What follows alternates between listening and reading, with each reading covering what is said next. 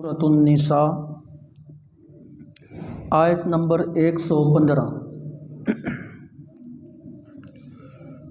اعوذ باللہ من الشیطان الرجیم،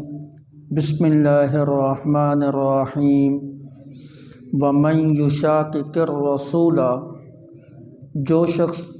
رسول صلی اللہ علیہ وسلم کی مخالفت کرے، من بعد اس کے کہ ما تبین لہ الہدی، جب اس کے لیے ہدایت کا رستہ واضح ہو گیا، ویتبع، اور وہ اتباع کرتا ہے، غیر سبیل المومنین، مومنوں کے رستے کو چھوڑ کر کسی اور رستے کی، نولہ، جس طرف وہ جا رہا ہے، ما تولا، ہم اس کو اسی طرف جو ہے نا پھیر دیتے ہیں، ونصلہ جہنم، اور ہم اس کو جہنم میں داخل کریں گے، وساءت مصیرا، اور یہ بہت ہی برا ٹھکانہ ہے۔ سبحان ربک رب العزت عما یصفون، وسلام علی المرسلین، والحمد للہ رب العالمین۔ گزشتہ درس میں آپ نے ایک منافق کا جو چور تھا واقعہ جو ہے نا سماعت فرمایا تھا، جس نے بڑی چلاکی کے ساتھ چوری کر کے اپنے آپ کو الزام سے بری کرنے کے لیے ایک مخلص مسلمان کے اوپر الزام لگا دیا تھا۔ بعض روایات کے مطابق یہودی کے اوپر الزام جو ہے نا لگا دیا تھا، اور اپنے قبیلہ کے سرکردہ لوگوں کو اللہ کے پیغمبر صلی اللہ علیہ وسلم کے پاس بھیجا اور مکمل یقین دہانی کرائی کہ اس نے چوری نہیں کی، حالانکہ وہ لوگ بھی جانتے تھے کہ اس نے چوری کی ہے، صرف اپنے قبیلہ کی ناک کو بچانے کے لیے اور ذلت اور رسوائی کو بچانے کے لیے انہوں نے اس کی طرفداری کی، اور نبی صلی اللہ علیہ وسلم کے سامنے آ کے یقین دہانی کرانے کی کوشش کی کہ ہمارے آدمی نے چوری نہیں کی۔ اللہ رب العزت قریب تھا کہ اللہ کے پیغمبر بھی اس کے حق میں فیصلہ فرما دیتے۔ اللہ رب العزت نے ان منافقین کی خفیہ تدبیروں کو اور ان کے منصوبوں کو ناکام بناتے ہوئے اپنے پیغمبر صلی اللہ علیہ وسلم کو اس معاملے کی اطلاع جو ہے نا دے دی کہ اصل معاملہ جو ہے نا یہ ہے، یہی آدمی جو ہے نا وہ چوری کرنے والا ہے۔ جس وقت اس بندے کو پتہ چلا کہ معاملہ تو سارا کھل چکا ہے، وحی الہی کے ذریعے رسول اللہ صلی اللہ علیہ وسلم کو پتہ چل چکا ہے، تو اس نے بجائے اس کے کہ جو ہے نا اس بات کا اعتراف کرتا، اپنے جرم کا اعتراف کرتا، یہ مدینہ کو چھوڑ کر مکے کی طرف بھاگ گیا اور مرتد ہو گیا، کیونکہ اس کو یہ خدشہ تھا کہ اب جو ہے نا میرے اوپر حد سرقہ جو ہے نا وہ لگائی جائے گی، میرے ہاتھ کو جو ہے نا کاٹا جائے گا، تو اس ذلت سے بچنے کے لیے مرتد ہو کے وہ مکے کی طرف جو ہے نا بھاگ گیا اور مدینہ کو جو ہے نا وہ چھوڑ گیا۔ مکے جا کے اس نے ایک عورت کے گھر کے اندر جو ہے نا پناہ حاصل کی۔ ادھر سے حضرت حسان بن ثابت رضی اللہ تعالیٰ عنہ نے اپنے اشعار کے اندر اس کی ہجو بیان کی، اور جو ہے نا جس وقت اس عورت کو پتہ چلا کہ یہ تو پیچھے یہ کارنامہ جو ہے نا سر انجام دے کے آیا ہے، اس نے اپنے آپ کو ذلت اور رسوائی سے بچانے کے لیے اس کو اپنے گھر سے بھی باہر نکال دیا۔ چونکہ یہ عادی مجرم تھا، ادھر جا کے پھر کسی اور گھر کی جو ہے نا یہ چوری کرنے لگا، اور گھر کی دیوار میں نقب زنی جب کرنے لگا، نقب لگاتے لگاتے وہ دیوار کمزور تھی، وہی دیوار اس کے اوپر گری اور اس کی موت جو ہے نا واقعہ ہو گئی۔ بعض روایات میں یوں آتا ہے کہ یہ سمندری سفر کر رہا تھا، تو کشتی کے اندر کسی کا مال جو نا تھیلی کے اندر پڑا ہوا تھا، اس کو اس نے اٹھایا، تو کشتی والوں کو جس وقت مال تلاش کرنے لگے تو اس آدمی سے برآمد ہوا، بطور سزا کہ انہوں نے اس آدمی کو اٹھا کے سمندر کے اندر گرا دیا۔ یوں ذلیل اور رسوا ہوتے ہوئے، مرتد ہوتے ہوئے جو نا یہ بندہ مر گیا جی۔ تو اسی کے متعلق جو ہے نا آج کی آیت کے اندر جو ہے نا اللہ رب العزت بات کریں گے، اور ساتھ ایک مسلمانوں کے لیے بڑا قیمتی اصول بھی جو ہے نا وہ بیان کریں گے۔ چنانچہ فرمایا، من یشاقق الرسول من بعد ما تبین لہ الہدی، جو شخص رسول کی مخالفت کرتا ہے بعد اس کے کہ جب اس کے اوپر ہدایت والی بات واضح ہو جاتی ہے،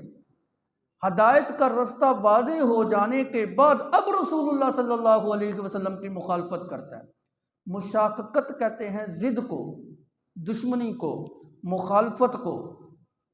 اللہ رب العزت نے اس کے لیے ہدایت کا رستہ جو ہے نا وہ واضح کر دیا تھا، اس نے اس کے بعد رسول اللہ صلی اللہ علیہ وسلم کی مخالفت کی۔ چاہیے تو یہی تھا کہ یہ اپنا اقبال جرم کر لیتا اور حد کی لگوانے کے لیے اپنے آپ کو پیش کر دیتا۔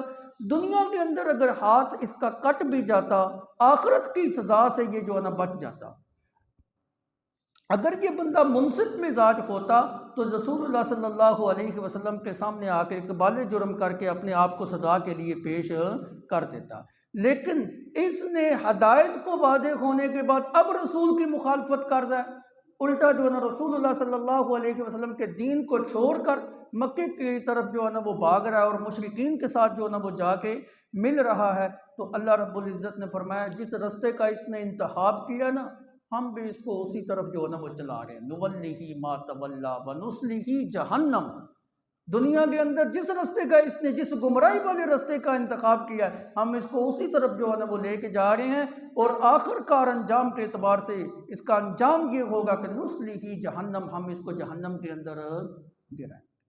تو اس سے یہ بات بھی جو ہے نا یہ اصول مسلمانوں کے لیے سامنے آیا کہ جس وقت اللہ رب العزت ہدایت کے رستے کو واضح کر دیں تو اس کے بعد جو ہے نا انسان کے پاس کوئی عذر باقی نہیں رہتا کہ وہ رسول اللہ صلی اللہ علیہ وسلم کی مخالفت کرے۔ تو مومن بندے کو چاہیے کہ رسول اللہ صلی اللہ علیہ وسلم کے حکم کی مخالفت سے اپنے آپ کو بچائے۔ دنیا کے اندر اللہ رب العزت نے ہدایت کا رستہ اس کے لیے واضح کیا ہوا ہے، جیسے تیسرے پارے کے اندر اللہ نے فرمایا قَدْ تَبَيَّنَ الرُّشْدُ مِنَ الْغَيِّ۔ اللہ نے ضلالت کا اور گمراہی کے رستے کو بھی واضح کر دیا ہے اور ہدایت کے رستے کو بھی جو ہے نا واضح کر دیا ہے۔ اب جو بندہ ہدایت کے رستے کو چھوڑ کر گمراہی کے رستے کی طرف جاتا ہے، نُوَلِّهِ مَا تَوَلَّى وَنُصْلِهِ جَهَنَّمَ، اس کا تو پھر انجام جہنم ہی ہوگا۔ اور ادھر فرمایا قَدْ تَبَيَّنَ الرُّشْدُ مِنَ الْغَيِّ فَمَنْ يَكْفُرْ بِالطَّاغُوتِ وَيُؤْمِنْ بِاللَّهِ فَقَدِ اسْتَمْسَكَ بِالْعُرْوَةِ الْوُثْقَىٰ۔ جو طاغوت کی عبادت کو چھوڑ کر اللہ رب العزت کے اوپر ایمان لے کے آتا ہے، اس نے بڑے مضبوط کرے کو ہاتھ جو میں پکڑا ہے، تو اس کا انجام جو ہے نا اچھا ہوگا۔ اور ادھر کہا کہ جو رسول اللہ کی مخالفت کرتا ہے اس کا انجام جو ہے نا برا ہوگا۔ تو اللہ نے دنیا کے اندر نبیوں کو بھیج کر، کتابوں کو نازل کر کے ہدایت کے رستے کو جو ہے نا واضح کر دیا ہے۔ اب کوئی رسول اللہ صلی اللہ علیہ وسلم کی مخالفت کرتا ہے، دنیا کے اندر بھی ذلت اس کا مقدر ہے اور آخرت کے اندر بھی ذلت اس کا مقدر ہے۔ قرآن پاک میں اللہ رب العزت نے فرمایا وَمَن يَعْصِ اللَّهَ وَرَسُولَهُ فَقَدْ ضَلَّ ضَلَالًا مُبِينًا۔ جو شخص رسول اللہ صلی اللہ علیہ وسلم کی نافرمانی کرتا ہے وہ صراحتاً گمراہی کے اندر پڑا ہوا ہے۔ اب اس گمراہی کا تعلق دنیا کے اندر ہے۔ دنیا کے اندر وہ بندہ ہدایت یافتہ نہیں ہے، پرلے درجے کا گمراہ ہے جی۔ اور سورہ جن کے اندر فرمایا وَمَن يَعْصِ اللَّهَ وَرَسُولَهُ فَإِنَّ لَهُ نَارَ جَهَنَّمَ خَالِدِينَ فِيهَا أَبَدًا۔ جو رسول اللہ صلی اللہ علیہ وسلم اللہ اور اس کے رسول کی نافرمانی کرتا ہے وہ بندہ ہمیشہ ہمیشہ جہنم کے اندر ہو۔ اور ادھر بھی یہی وہی جو ہے نا مسنائی من یشاقق الرسول، جو رسول اللہ صلی اللہ علیہ وسلم کی مخالفت کرتا ہے، آیت کے آخری حصے میں فرمایا نُوَلِّهِ مَا تَوَلَّى وَنُصْلِهِ جَهَنَّمَ، ہم اس کو اسی طرف پھیر دیتے ہیں اور جہنم کے اندر گرائیں۔ اس لیے مومن بندے کو چاہیے کہ کبھی بھی اپنی زندگی کے اندر رسول اللہ صلی اللہ علیہ وسلم کی مخالفت نہ کرے۔ یاد رکھیے جو انسان بدعت کا ارتکاب کرتا ہے حقیقت کے اندر وہ بھی رسول اللہ کی مخالفت کر رہا ہے، سنت کی مخالفت کر رہا ہے۔ بدعت کیا ہے؟ ہر وہ نیا کام جس کی دلیل رسول اللہ صلی اللہ علیہ وسلم کے قول و فعل اور عمل سے نہیں ملتی، صحابہ کے قول و فعل عمل سے نہیں ملتی، دین کے اندر ایک نیا جو ہے نا اضافہ وہ کر رہا ہے، اب وہ رسول اللہ صلی اللہ علیہ وسلم کی مخالفت کر رہا ہے۔ اور بدعتی انسان جو ہے گویا کہ اس کا یہ نظریہ ہوتا ہے کہ یہ کام جو ہے نا میں جو دین کے اندر نیا کر رہا ہوں اس کا علم اللہ کے پیغمبر کو بھی نہیں ہو سکا، یہ ایک ایسا دین کا کام تھا جو چھوٹ گیا اللہ کے رسول صلی اللہ علیہ وسلم سے، میں اس کو آ کے مکمل کر رہا ہوں۔ گویا کہ اس کا نظریہ یہ ہوتا ہے، حالانکہ دین مکمل ہے، اگر یہ اس کا عمل دین کا جز ہوتا تو اللہ کے پیغمبر ضرور جو ہے نا ہماری رہنمائی کرتے، رسول اللہ صلی اللہ علیہ وسلم کے صحابہ ضرور ہماری جو ہے نا رہنمائی جو ہے نا فرماتے۔ تو اس کا یہ عمل جو ہے وہ مردود ہے۔ اللہ کے پیغمبر صلی اللہ علیہ وسلم نے فرمایا من عمل عملا لیس علیہ امرنا فہو رد، جس بندے نے کوئی ایسا کام کیا جس کے اوپر ہمارا حکم نامہ نہیں تھا، ہمارا امر نہیں تھا، ہمارا حکم وہ نہیں تھا، اپنی طرف سے اس نے وہ کام کیا، فہو رد، وہ حکم اس کا مردود ہے، وہ حکم، وہ اس کا عمل جو ہے مردود ہے، وہ اس کا عمل جو ہے نامقبول ہے، اللہ کے بارگاہ کے اندر اس کا وہ عمل قبول نہیں ہوگا، رد کر دیا جائے گا، ردی کی ٹوکری کے اندر جو ہے نا پھینک دیا جائے گا، اور آخر کار انجام کیا ہوگا؟ اس کو جہنم کے اندر جانا پڑے گا، بتی انسان کو بھی جہنم کے اندر جانا پڑے گا۔ اس لیے نبی صلی اللہ علیہ وسلم کی سنت کے اوپر چلنا چاہیے، نہ کہ اپنی مرضی کے جو ہے نا کام جو ہے نا وہ کرنے چاہیے۔ سنت کے اندر خیر ہی خیر ہے اور بدعت کے اندر شر ہی شر ہے۔ سنت کے اندر دنیا کی بھی بھلائی ہے، آخرت کی بھی بھلائی ہے، اور بدعت کے اندر دنیا کی بھی ذلت ہے اور آخرت کی بھی ذلت ہے۔ آپ دیکھتے نہیں کتنے لوگ ایسے ہیں جو بدعت کا ارتکاب کرتے ہیں، جاتے ہوئے لوگ ان کو باتیں سنا کے جاتے ہیں، اس کے اندر کوئی خیر نہیں ہے۔ مثال کے طور پہ کوئی بندہ جو ہے نا کل کرتا ہے، کل خانیاں کرتا ہے، تیجے ساتے 10ویں 40ویں برسیاں کرتا ہے، بے شمار قسم کے کھانے پکاتا ہے، لوگ جاتے ہوئے باتیں کر کے جاتے ہیں، یہ وچ لون کر سی تے یہ مرچاں کر سی، انہوں نے سالن جو ہے نا صحیح نہیں بنایا تھے، انہوں نے فلانی چیز جو ہے نا وہ اچھی نہیں بنائی، پھر بھی جو ہے نا ذلت کی ذلت ہے، تو باتیں تو پھر بھی سننی ہے، تو ایک ہی دفعہ جو ہے نا یہ کہہ دو بھائی رسول اللہ صلی اللہ علیہ وسلم کی مخالفت ہے، اس لیے ہم نے یہ غیر شرعی کام نہیں کرنا۔ لوگ کرتے ہیں باتیں تو کرتے رہے، صحابہ جو ہے اس چیز کی کوئی جو ہے پرواہ نہیں ہوتی تھی کہ دین کے اوپر چلنے کی وجہ سے ان کو کوئی بندہ بات سنائے جائے، ان کو اس چیز کی کوئی پرواہ نہیں ہوتی۔ سچا مومن جو ہوتا ہے وہ اس بات کی کوئی پرواہ نہیں کرتا، وہ اللہ کے نبی کی سنت کی پرواہ کرتا ہے کہ مجھ سے سنت نہ چھوٹے۔ لوگ ناراض ہوتے ہیں تو بے شک ناراض ہوتے ہیں، برادری ناراض ہوتی ہے تو بے شک ناراض ہو جائے۔ بڑے بڑے دیندار لوگ ان کو بھی دیکھا ہے اس موقع کے اوپر آ کے انہوں نے بھی بیڑا گرک ہویا، وہ بھی بدعت کا ارتکاب جو ہے نا وہ کرتے ہیں۔ اپنی خوشیاں اور اپنی غمیاں نبی کی سنت کے مطابق بناؤ۔ آج ہمارے گھروں کے اندر خیر کیوں نہیں ہے، امن کیوں نہیں ہے، سکون کیوں نہیں ہے؟ وجہ یہی ہے کہ ہم نے اپنے ہاتھ سے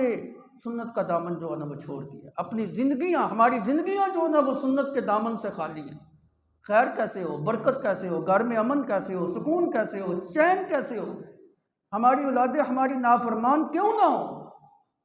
اگر تم اللہ اور اس کے رسول کے نافرمان ہوگے تو یہ مخلوق ساری کی ساری تمہاری نافرمان بنے گی، اگر تم اللہ اور اس کے رسول کے فرما بردار بنو گے اللہ ساری مخلوق کے دل کے اندر تمہاری محبت ڈال دے گی۔ یہ باتیں ہیں تو کرنی، لیکن اس کے اوپر ہم عمل نہیں کرتے۔ اللہ ہمیں عمل کی توفیق عطا فرمائے۔ یاد رکھیے بدعتی آدمی کے متعلق اللہ کے پیغمبر صلی اللہ علیہ وسلم نے فرمایا لا تجالسوہم، اس کے ساتھ مجلس بھی مت کرو، اس کے ساتھ بیٹھو بھی مت، لا تشاربوہم لا تواکلوہم، اس کے ساتھ کھاؤ بھی مت، اس کے ساتھ پیو بھی مت، لا تناکحوہم، ان کے ساتھ نکاح بھی جو ہے نا مت کرو، لا تصلو علیہم، اگر یہ مر جائیں تو ان کا جنازہ بھی جو ہے نا مت پڑھو، اور لا تصلو معاہم، ان کے ساتھ کھڑے ہو کے بھی نماز نہ پڑھو۔ کتنی باتیں آپ نے فرمائی، ان کے ساتھ کلام نہ کرو، ان کے مجلس میں مت بیٹھو، ان کے ساتھ کھاؤ پیو مت،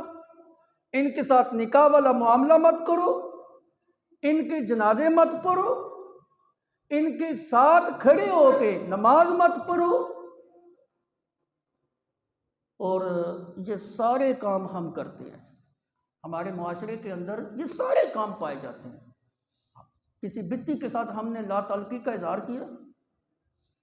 ہم اس کے ساتھ کھاتے بھی ہیں، خوش گپیاں بھی لگاتے ہیں، ان کی مجالس میں بھی جاتے ہیں، ان کے ساتھ نکاح والے معاملے بھی کرتے ہیں، ان کی نماز جنازہ بھی پڑھتے ہیں، ان کی صفوں میں کھڑے ہو کے اس بتی امام کے پیچھے کھڑے ہو کے نماز بھی پڑھتے ہیں۔ ہم نے نبی کی سنت کا کون سا لحاظ کیا جی؟ اور ایک روایت کے اندر اللہ کے پیغمبر صلی اللہ علیہ وسلم نے فرمایا لا يقبل اللہ لصاحب بدعت صوما ولا صلاة ولا حجا ولا عمرة ولا جہادا ولا صرفا ولا عدلا یخرج من الاسلام کما یخرج الشعرۃ من العجین۔ جو انسان بدعی ہوتا ہے اللہ اس کا کوئی عمل قبول نہیں کرتا، نہ اللہ اس کی نماز کو قبول کرتا ہے، نہ اللہ رب العزت اس کے حج کو قبول کرتے ہیں، نہ اللہ رب العزت اس کے عمرے کو قبول کرتے ہیں، نہ اللہ اس کے جہاد کو قبول کرتے ہیں، نہ اللہ اس کے فرائض کو قبول کرتے ہیں، نہ ہی اللہ رب العزت اس کے نوافل کو قبول کرتے ہیں۔ وہ دین اسلام سے یوں نکل جاتا ہے جس طرح گوندے ہوئے آٹے سے بال کو پکڑ کے نکال کے پرے پتا پھینک دیتے، اس کا دین اسلام کے ساتھ کوئی تعلق نہیں۔ کیوں؟ من یشاقق الرسول، اس نے رسول کی مخالفت کی ہے۔ جو بندہ رسول کی مخالفت کرتا ہے دنیا کے اندر بھی اس کی ذلت ہے، اور نولہ ما تولی ونصلہ جہنم، اللہ کہتے ہیں ہم اس کو جہنم کے اندر گرائیں گے۔ اور بدعت کے متعلق روایات کے اندر آتا ہے اللہ کے پیغمبر اس کو کہیں گے سحقن لے جاؤ اس کو، اللہ ان کو جہنم کے اندر گرائے گا۔ نبی کی شفاعت اس کو نصیب نہیں ہوگی، اس لیے بدعت کے ارتکاب سے اپنے آپ کو بچایا جائے۔ دوسری بات جو اس سبق سے ہماری جو معلوم ہو رہی ہے وہ ہے وَيَتَّبِعْ غَيْرَ سَبِيلِ الْمُؤْمِنِينَ، کہ وہ بندہ صرف رسول کی مخالفت نہیں کرتا بلکہ ایمان والوں لوگوں کے رستے کی بھی مخالفت کرتا ہے، نیک لوگوں کے رستے کی بھی مخالفت کرتا ہے۔ یتبع، وہ اتباع کرتا ہے اس رستے کی، غیر سبیل المومنین، جو مومنوں کا رستہ نہیں ہے، مومنوں کے رستے کو چھوڑ کر کسی اور رستے کی جو ہے نا اتباع کرتا ہے۔ اس سے یہ بات ثابت ہو گئی کہ جو سچے ایمان والے لوگ ہیں وہ کون ہیں؟ جن کی زندگیاں اللہ اور اس کے رسول کے حکموں کے مطابق ہیں، وہ مومن جو ہیں وہ بھی قابل اتباع ہے، ان کی بھی اتباع جو ہے نا وہ کرنی ہے، مومنین کے ساتھ ملنا ہے، مومنین کی جماعت کے ساتھ جو ہے نا وہ رہنا ہے، مسلمانوں کے گروہ کے اندر اپنا جو ہے نا شمار کرنا ہے، مسلمانوں کی جو رستہ ہے اس کی جو ہے نا اتباع کرنی ہے۔ اگر کوئی بندہ مسلمان طبقے کے رستے کو چھوڑ کر، ایمان والے لوگوں کے رستے کو چھوڑ کر کسی اور رستے کے اوپر چل رہا ہے، کسی اور منہج کے اوپر چل رہا ہے، نولہ ما تولی ونصلہ جہنم، اس کا بھی یہی حشر ہو۔ پیچھے بھی آپ نے ایک آیت سماعت فرمائی تھی، یہ چند درس پہلے، یا ایھا الذین آمنوا اطیعوا اللہ واطیعوا الرسول واولی الامر منکم، اللہ کی اطاعت کرو، اس کے رسول کی اطاعت کرو، اور اولو الامر کی اطاعت کرو۔ یہاں پر بھی یہی بات ہے، اللہ کہتے ہیں رسول کی مخالفت بھی نہ کرو اور ایمان والے لوگوں کے رستے کی بھی مخالفت نہ کرو۔ تو ایمان والے لوگوں کا جو رستہ ہے اس کی بھی اتباع کرنی جو ہے نا وہ ضروری ہے۔ اور مفسرین نے یہاں سے مراد اجماع امت لیا ہے کہ وہ کام، وہ عمل جس کے اوپر صحابہ کا اجماع ہو چکا ہے، بعد میں آنے والے لوگوں کو چاہیے کہ ان صحابہ کے رستے کے اوپر اور ان کے نقش قدم کے اوپر جو ہے نا وہ چلے۔ اللہ کے پیغمبر نے فرمایا اصحابی کالنجوم بأیہم اقتدیتم اہتدیتم، صحابہ کی جو جماعت ہے، میرے صحابہ جو ہیں یہ روشن ستارے ہیں۔ اب سارے صحابہ جو ہے نا وہ روشن ستارے ہیں، کسی ایک کی بھی اتباع کرو گے اہتدیتم، ہدایت جو ہے نا وہ پا جائے، ہدایت تمہارا جو ہے نا مقدر ہو جائے گی۔ اس لیے یہاں سے اولاً صحابہ کرام کی جماعت مراد ہے، اور ثانیاً بعد میں آنے والے مسلمانوں کا گروہ، وہ مسلمان جس کی زندگی قرآن و سنت کے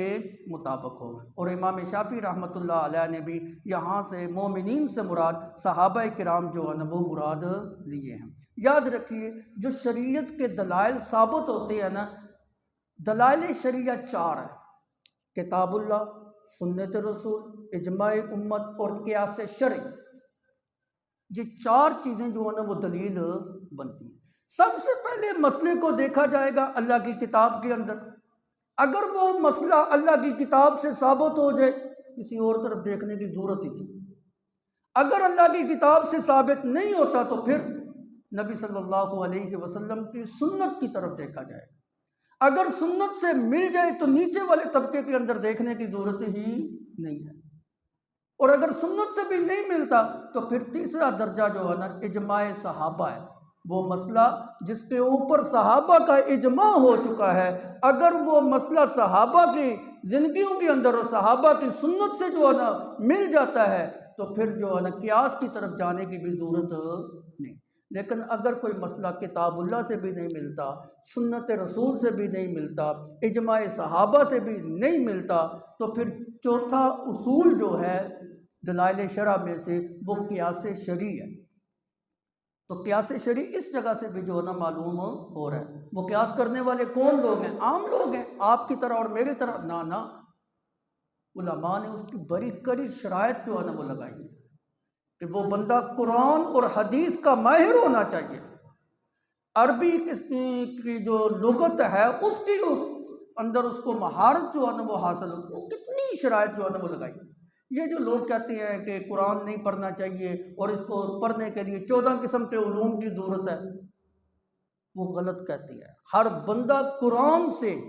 ہدایت جو ہے نا حاصل کر سکتا ہے، قرآن کو پڑھ کر اس کے ترجمہ کو سیکھ کر ہدایت جو ہے نا حاصل کر لے۔ وہ جو 14 قسم کے علوم ہیں نا، بلکہ اس سے بھی زیادہ علوم وہ اس بندے کے لیے ضروری ہیں جس نے مسائل کو اخذ کرنا ہے، قیاس کرنا ہے، قرآن و حدیث کی روشنی کے اندر اپنی پوری جد و جہد کو بروئے طاق لاتے ہوئے اس نے مسائل کو اخذ کرنا ہے۔ اس کو کہتے ہیں قیاس شرعی، اور قیاس شرعی بھی جو ہے یہ بھی اسی طرح حجت ہے۔ اس کا ماننا بھی، اس کے اوپر ایمان لے کے آنا بھی، یہ بھی جو ہے نا ضروری ہے۔ اس لیے قیاس شرعی جو ہے نا دلائل شرع میں سے چوتھی چیز ہے، اس کو بھی جو ہے نا ماننا چاہیے۔ یاد رکھیے ان میں سے جو 4 دلائل میں سے پہلے 2 جو ہے نا یہ مثبت ہیں، اور آخری 2 جو ہے نا یہ مظہر ہیں۔ پہلے 2 مثبت ہیں، کتاب اللہ اور سنت رسول، یہ مسئلے کو ثابت کرنے والے ہیں، اور آخری 2 جو دلائل ہیں اجماع امت اور قیاس شرعی، یہ مظہر ہیں، یہ مسئلے کا اظہار جو ہے نا ان کی روشنی کے اندر کیا جاتا ہے۔ اور قیاس شرعی جو ہوتا ہے وہ محض اٹکل پچو نہیں ہوتا،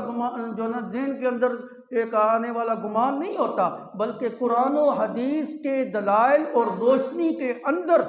قرآن و حدیث کے اصولوں کو سامنے رکھتے ہوئے پھر جو ہے نا قیاس شرعی کیا جاتا ہے۔ مجتہد اپنی پوری کوشش اس کے اندر لگاتا ہے۔ یہی وجہ ہے کہ اللہ کے پیغمبر صلی اللہ علیہ وسلم نے فرمایا کہ اجتہاد کرنے والا جو عالم ہوتا ہے، مجتہد جو ہوتا ہے، اگر اس کا اجتہاد درست ہو جائے تو ڈبل ثواب ہے اس کو، اور اگر درست نہ ہو، خدا نہ خواستہ وہ غلطی کے اوپر ہو، گناہ تو دور کی بات، پھر بھی اس کو ایک نیکی جو ہے ضرور ملتی ہے۔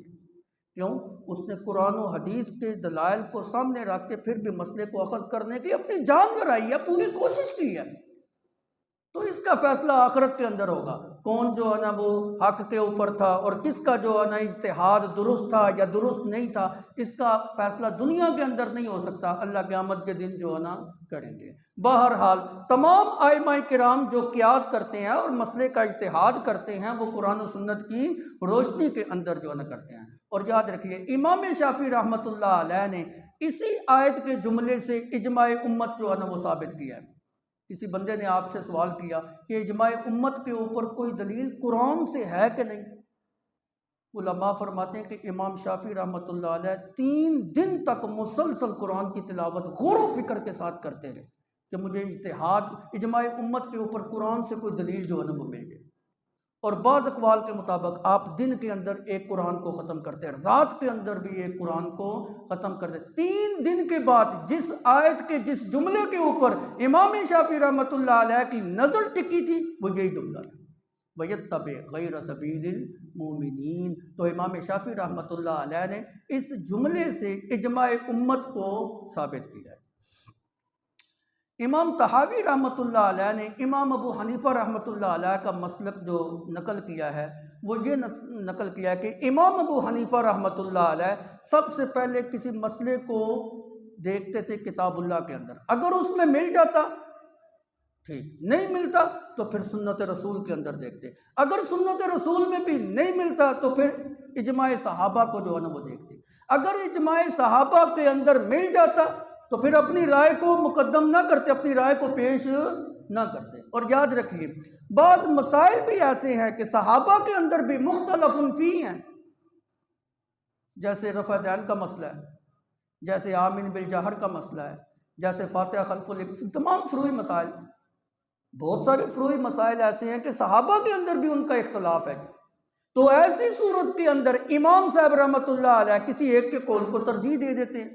اپنی بات پھر بھی نہیں کرتے۔ ظاہر بات ہے دو طرح کے قول آ گئے نا، کچھ صحابہ یہ قول کر دیں ہیں، کچھ صحابہ یہ بات جو نہ کر دیں ہیں، دلائل کی روشنی میں دیکھتے کہ کس کے پاس دلائل مضبوط ہے، جس کے دلائل مضبوط ہوتے امام صاحب رحمۃ اللہ علیہ صحابہ کے اس قول کو ترجیح دے دیتے۔ یہ کام بھی مجتہد کا ہے، عام بندے کا نہیں، عام مولوی کا بھی نہیں ہے جی، کہ کس حدیث کو دوسری کے اوپر ترجیح دینا ہے، کس حدیث کو ناسخ ماننا ہے، کس کو منسوخ ماننا ہے، تو یہ کام مجتہد کا ہوتا ہے۔ تو امام ابو حنیفہ رحمۃ اللہ علیہ صحابہ کے کسی قول کو ترجیح دے دیتے۔ ہاں جب بات آتی تابعین کے اندر، کتاب و سنت کے اندر بھی مسئلہ نہیں اور اجماع امت کے اندر بھی مسئلہ نہیں ملا، اب آ گئی بات تابعین کے دور کے اندر، تو تابعین کے دور کے اندر امام صاحب رحمۃ اللہ علیہ فرماتے تھے وَهُمْ رِجَالٌ وَنَحْنُ رِجَالٌ، جس طرح یہ انسان ہے میں بھی انسان ہوں، ہم بھی انسان ہیں، اگر یہ عالم ہے تو ہم بھی عالم ہیں، اگر کسی بات کے اندر ان کے پاس دلیل نہ ملی،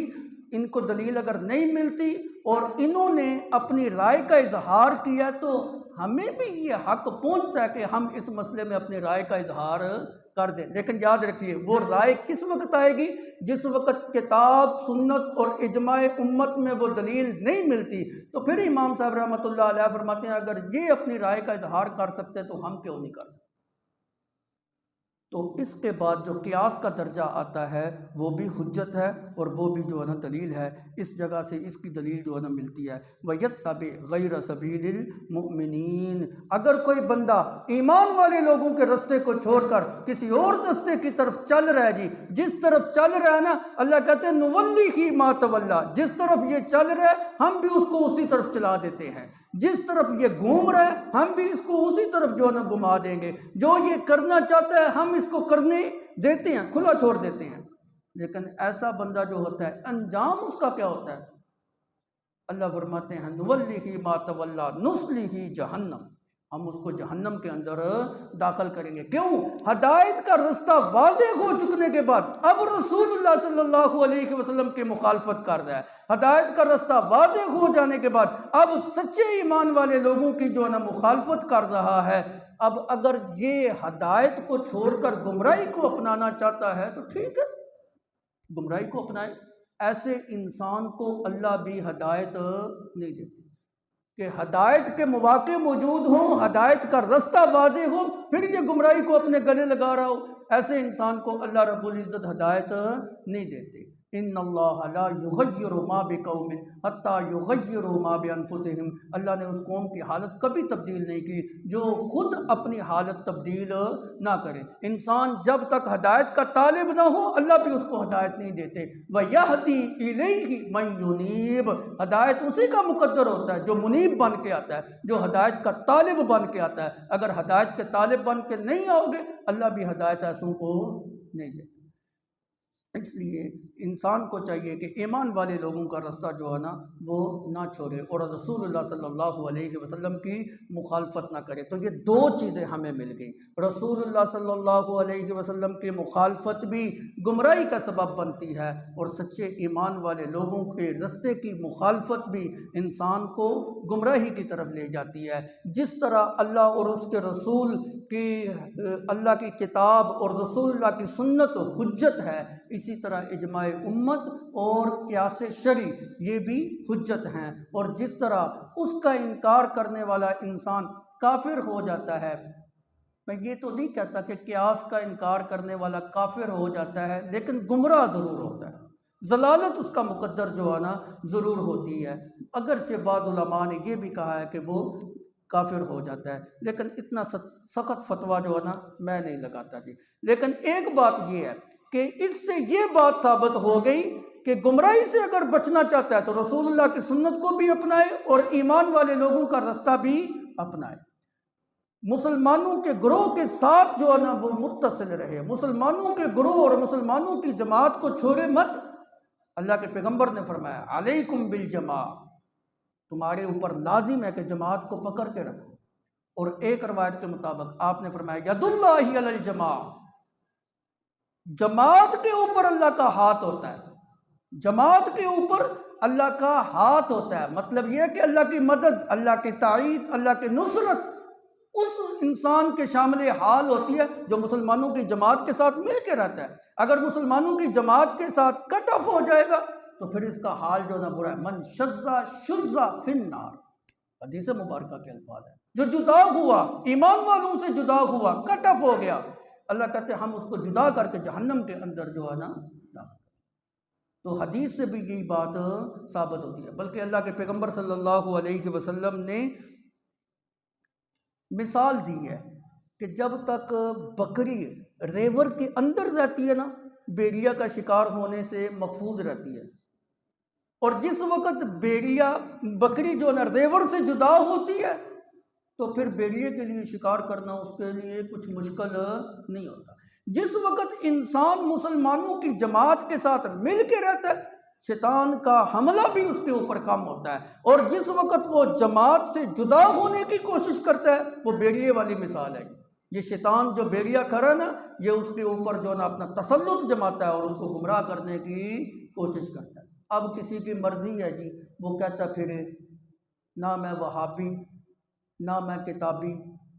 نہ میں تو ہوں مسلم بابی، نہ میں وہابی نہ میں بابی، میں ہوں مسلم علمی کتابی، حالانکہ اس کے سارے کام جو ہے نا وہ مسلمانوں سے ہٹ گئے ہیں جی۔ تو جس وقت کوئی بندہ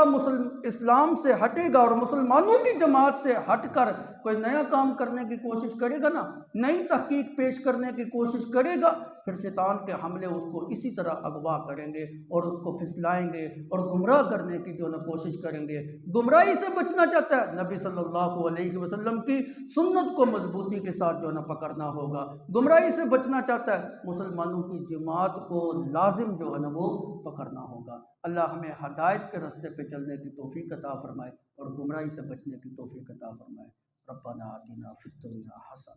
وفی الآخرۃ حسنہ وقنا عذاب النار۔ اللہم وفقنا لما تحب وترضى رب اغفر وارحم